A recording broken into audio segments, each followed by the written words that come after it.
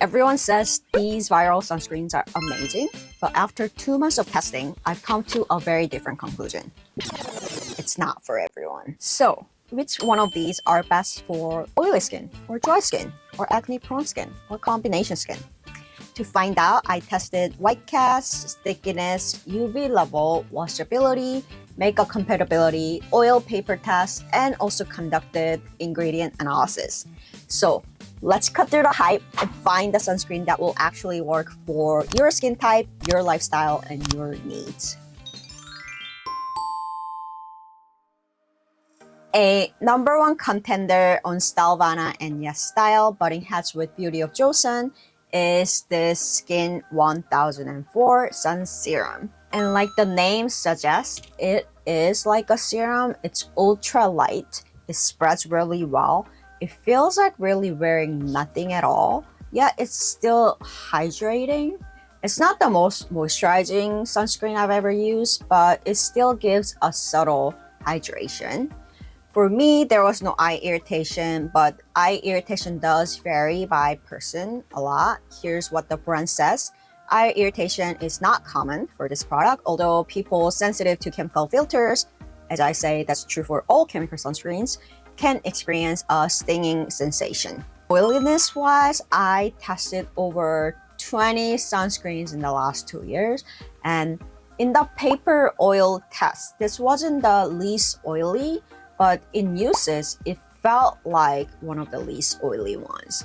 So if you're looking for a no-shine organic sunscreen, thank you for asking, Lucas Stenberger. This one is it. And here's how they did it. They mixed a little bit of oil and powder, resulting in a thin consistency and formula. Stickiness-wise, it does not feel sticky at all. It became my go-to sunscreen for my body. I wore it all over my face and body when I was at Disneyland too, because the last thing I want is my hair sticking to my face when I'm in a ride. And it also gets absorbed really quick.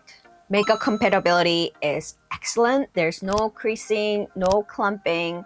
I think it's great to wear under makeup for oily skin people especially. I loved it for my oily T-zone.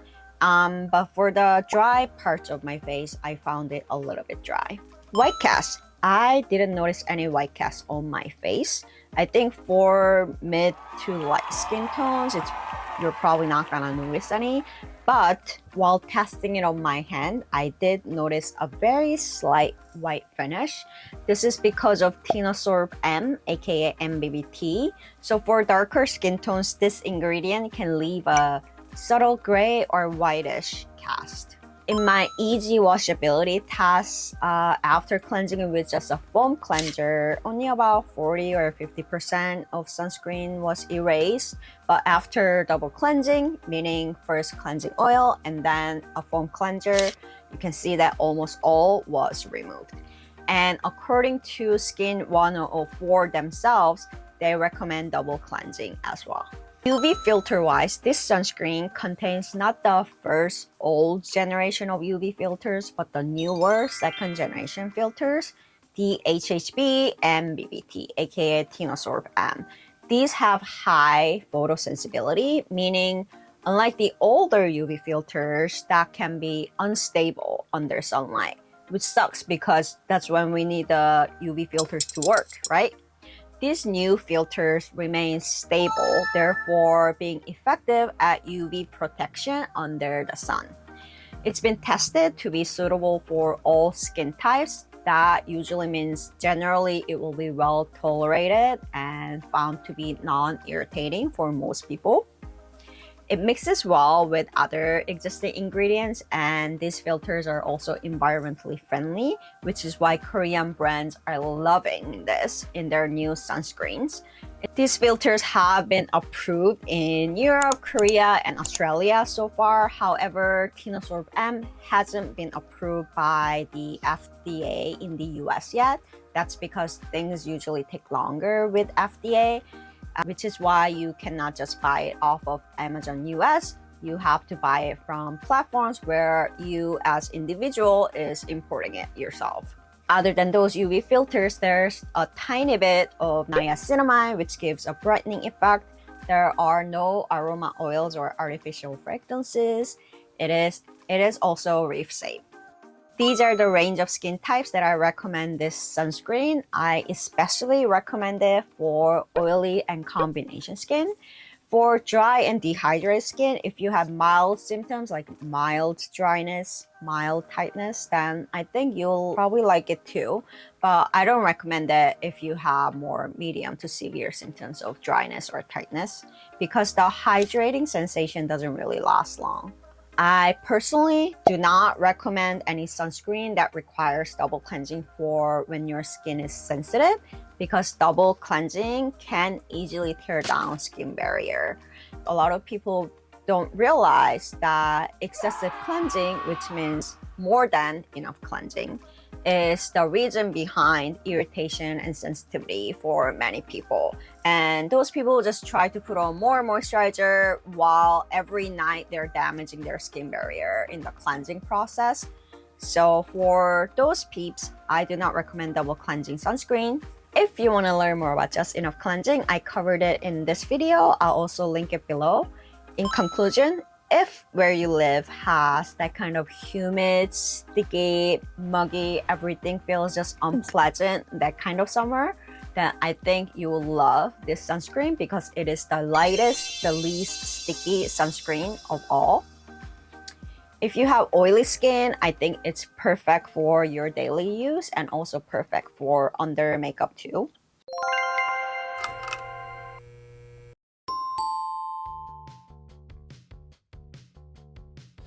Next up is Cosrx Ultralight Invisible Sunscreen.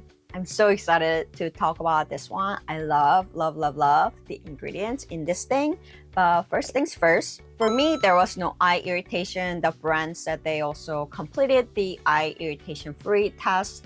It is light texture. It's not as light as Skin1004, but it still does not feel heavy at all. Usually, if a formula is this thin, it usually doesn't spread well evenly on the skin. So if you were to do a UV test on different parts of applied surface, some parts will have lower UV protection rating than other parts. However, this formula is thin, yet still provides great even sun protection. And how they do it is they use both oil-soluble and water-soluble UV filters, allowing for a thin consistency with even application. What does that mean for us? It means, girl, you can just put it on, spread it, and get going. You don't have to spend like 5 minutes, try to make sure it's really even. That's more peace of mind for us. Oiliness wise, I did find it a bit oily for my oily T-zone, but it's not the oiliest sunscreen I've ever used. This is how it compares to other popular ones in oil paper test in terms of how it actually feels. It feels oilier than other popular sunscreens, but still it does not feel heavy at all. Here's my stickiness paper test after full absorption. I would say it's about half as sticky as the back of a Post-it. Now, some of you might hate that. I personally love it, and I think a lot of Koreans love it too, because it's that dewy, slightly adhesive finish that makes it perfect for the type of natural, effortless Korean style makeup. See, the key to that skin expression is to prep your skin to make it a little bit tacky right before sunscreen, so the foundation adheres well to your skin. So you can use less foundation, but still get great coverage while avoiding looking cakey. Sunscreen wise and makeup base wise, this is it. This sunscreen gives that perfect amount of stickiness without being too greasy, too sticky. About 3 hours after foundation for me, for the dry part of my face, it was perfect. It didn't settle into fine lines. It didn't clog pores. It wasn't clumpy. It was a little bit oily for my oily nose area, but not too much. And because of its texture, I think it especially pairs well with semi-matte foundation. Washability wise, after foam cleansing, I'll say about 50% removed. And as you can see, after double cleansing, almost all was removed. According to Cosrx, this product is not easy washable, meaning you cannot remove it with just a foam cleanser. Now the exciting part. The exciting part is the ingredient. The first ingredient, which means it has the most amount of, is not water. It's aloe vera leaf extract. Oh my god. That means Cosrx means business when they say this cools and soothes and hydrates because it has so much aloe vera. Why does it excite me so much? Because heat speeds up aging. That's why cooling and soothing your skin is so important in the summer. And this has tons of aloe vera in it, so it's perfect for the heat wave we've been experiencing. Aloe vera is also effective at increasing skin moisture. And Cosrx, to capture the most out of the aloe vera leaf juice, they used a vacuum compression method, which means no high heat in the process. You can kind of think of it like a cold pressed juicing method, where the best of the raw material can be preserved without oxidation or degradation because there's no heat. It also has witch hazel, which reduces oil production while soothing your skin. It does not have the tinosorb and we talked about with Skin1004. So if you're worried about white cast, this is it. It is truly invisible for all skin colors, hence the name Invisible Sunscreen. There's one ingredient that Korean brands have been loving because it creates that trendy sunscreen texture that's light, it's not sticky, that's not greasy. It's the texture that makes you wonder, why are Korean sunscreens so good? Why is it like a serum? Why doesn't it feel like a sunscreen? That's the terphthalylidin decamphoraphoric acid, this UVA filter. So this sunscreen has it. The ingredients are glyphosate, but unfortunately, it has not been tested for non-comedogenic. These are the range of skin types that I recommend for this sunscreen. I especially recommend this for dehydrated or dry skin types. This will depend on your skin condition, of course, but I think a lot of people will be able to just skip moisturizer altogether and just go from cleansing your skin, maybe some serum, and then sunscreen directly in the morning because the hydration really lasts all day. It's been tested for sensitive skin irritation. That means it probably will not cause sensitivity for most people. But when brands say this, because the sample size is pretty small and there are millions of things that can cause irritation for billions of people, so it never means it will be problem-free. But it usually means for most people, it should be fine. However, if your skin is having a sensitive moment, I do not recommend it because it requires double cleansing. As I mentioned in the last chapter, as much as I love this, I also don't wear it when my skin is irritated from tretinoin.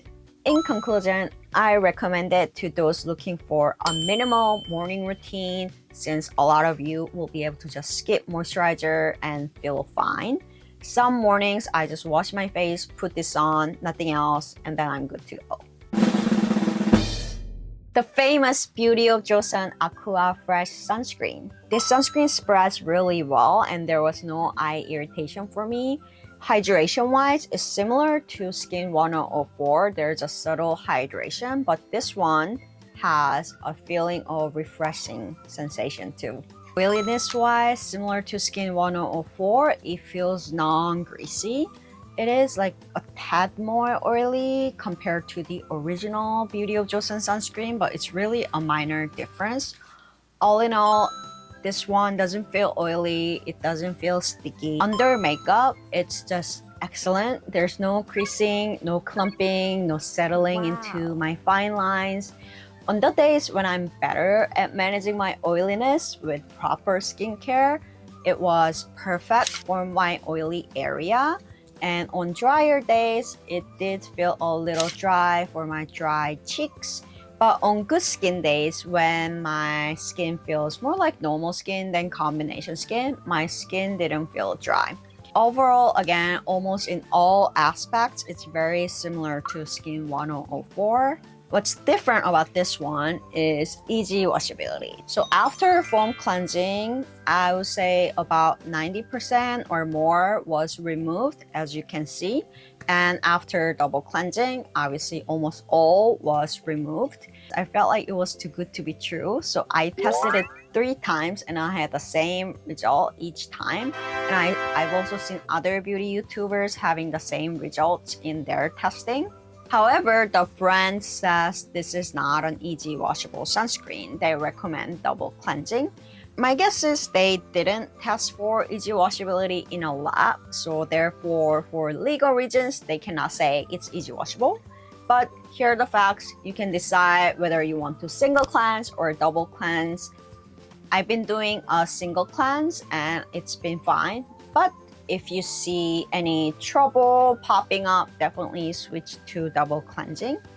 If you're on the fence, because I'm saying it's easy washable, the brand is saying it's not, I recommend doing a single cleanse with cleansing milk instead of cleansing oil and cleansing foam. And these were the UV filters used. It also has a terephthalidine decomfortable acid, like the Cosrx invisible one, that makes it such a pleasant texture. It has the DHHB, the second generation of UV filter I talked about when I was discussing Skin1004 sunscreen. It does not have Tinosorb M, which means it should have no white cast. It has panthenol for soothing and calming effects as well. The ingredients are reef safe, but unfortunately, it has not been tested for non-comedogenic. These are the range of skin types that I recommend this to. The brand also completed sensitivity skin irritation tests as well. So in conclusion, I think this sunscreen is best for really a lot of people: oily skin, combination skin, dry and dehydration skin.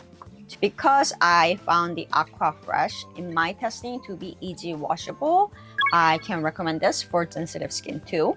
If you want to look at the deep dive into the BOJ original sunscreen, watch this video. I'll link it below. And there you have it. Thank you so much for watching. I probably look all greasy and disgusting right now because it's my 3rd time video recording today because of technical issues. Let me know in the comments what you thought about this video. If you have any questions or comments, I always look at them and take them into account when making my next video. And let me know what kind of video you guys want to see next. Thank you. Have a beautiful day.